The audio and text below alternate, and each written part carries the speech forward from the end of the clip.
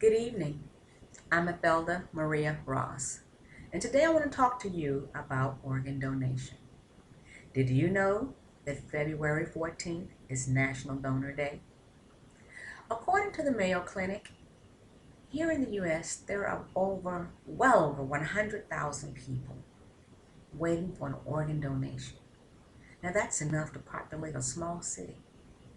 As of August 2012, about 1,800 children were on the donor list waiting for organ transplants. 800 on the national list awaiting kidneys and 500 waiting for livers.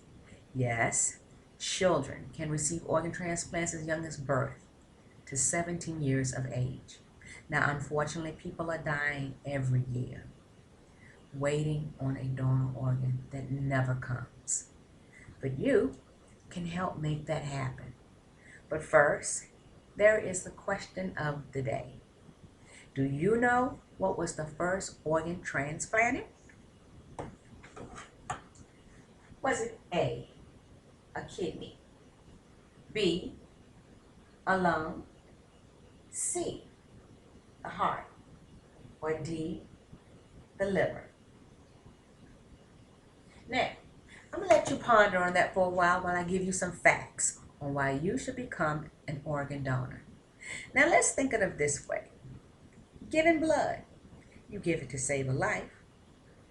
Well, some organs can be donated while a healthy donor is still alive, like giving a kidney, half of a liver, lung, blood, intestine, even bone marrow. Now, after death, just one donor can prevent two people from kidney dialysis, saving the lives of patients that need a heart, liver, lung, pancreas, transplant, and heart valves. Two people can gain sight by cornea donation. Now, the American Transplant Foundation, Facts and Myths, describe that the cornea is the most commonly transplanted tissue. The cornea. More than 40,000 corneal transplants take place each year in the United States. Now, did I mention bones, tendons, ligaments? This will help repair the joints to an arm or leg that has been jeopardized by cancer. Now, this list, it goes on and on.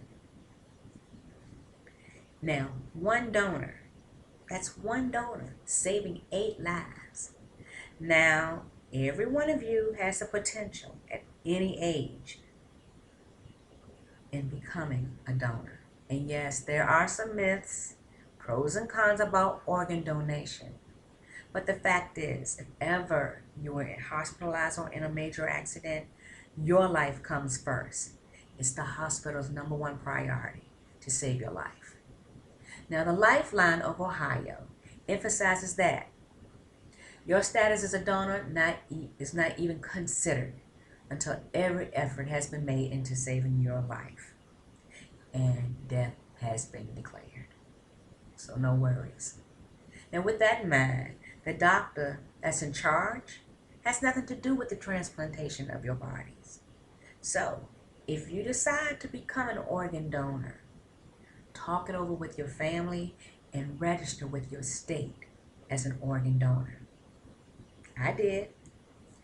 That gift you will leave can save or enhance as many as 50 lives.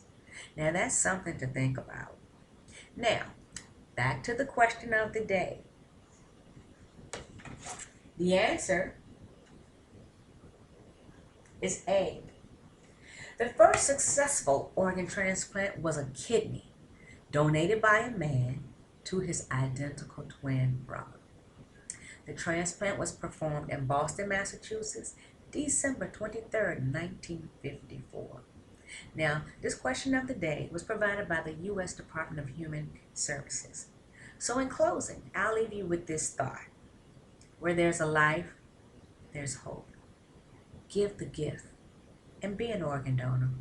Thank you.